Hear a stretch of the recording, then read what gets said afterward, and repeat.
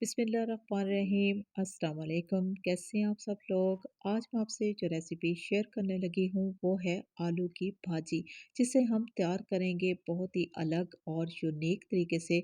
उम्मीद है ये रेसिपी आपको पसंद आएगी। इसकी तैयारी के लिए हम लेंगे हस्बे ज़रूरत कुकिंग ऑयल या घी। गर्म करने के साथ ही हम इसमें डाल देंगे एक बड़े साइज़ की प्याज, जिसको हमने बारीक काट लिया है। प्याज का बारीक काटना लाजमी है। हल्का सा मिक्स करेंगे और इसके बाद हम लगा देंगे ढक्कन। स्लो फ्लेम पे प्याज को इतनी देर के लिए फ्राई कर लेंगे ताकि प्याज हल्के से ब्राउन हो जाएं और गल जाएं। प्याज चेक कर लेते हैं तो प्याज जो हैं वो हल्के से ब्राउन हो चुके हैं और यही कलर हमें प्याज का चाहिए। अब इन्हीं प्याज़ों में हम डाल देंगे टमाटर, एक मीडियम साइज़ का टमाटर और चंद हरी मिर्चें, जिन्हें हमने बारीक काट लिया है। अब प्याज, टमाटर और हरी मिर्चों को हल्का सा फ्राई कर लेंगे। फ्राई करने के साथ ही हम इसमें डाल देंगे बारीक कटा हुआ लहसुन। 6 से 7 जवे हमने लहसुन के लिए, जिन्हें हमने बारीक काट लिया। अब लहसुन को फ्राई बिल्कुल भी नहीं करना। हल्का सा लहसुन, टमाटर और प्याज को मिक्स करेंगे और मिक्स करने के साथ ही हम फ़ौरन से ही इसमें पानी का इस्तेमाल करेंगे। एक छोटा गिलास भर के हम पानी का इस्तेमाल करेंगे और पानी शामिल करने के साथ ही हम अच्छे तरीके से इस मसाले को मिक्स कर देंगे। मिक्स करने के बाद हम लगा देंगे ढक्कन और एक उबाल आने तक ढक्कन का लाजमी इस्तेमाल करेंगे।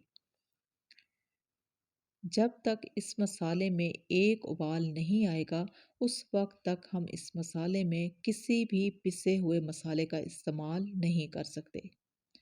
इस मसाले में उबाल आ चुका है तो हम इसमें डाल देंगे हस्बे ज़रूरत लाल मिर्चों का पाउडर, आधा चम्मच हल्दी पाउडर, आधा चम्मच कुटा हुआ सूखा धनिया, हस्बे ज़रूरत नमक और एक चुटकी चाइनीज़ नमक।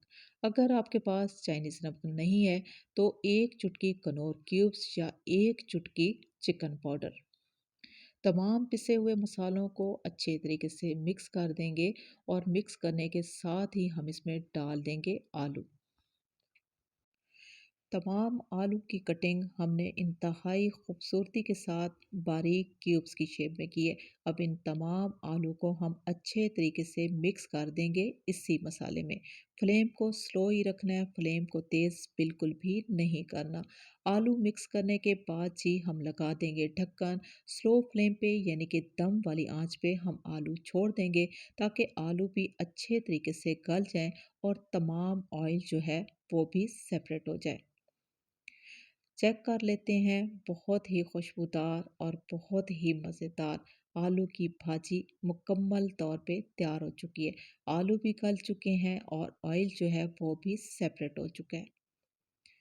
अब हम चूल्हे को फ़ौरन से ऑफ़ कर देंगे। जब चूल्हे को ऑफ़ करेंगे तो हम इसमें डाल देंगे 1 चम्मच क्रश किया हुआ या बारीक कटा हुआ अदरक।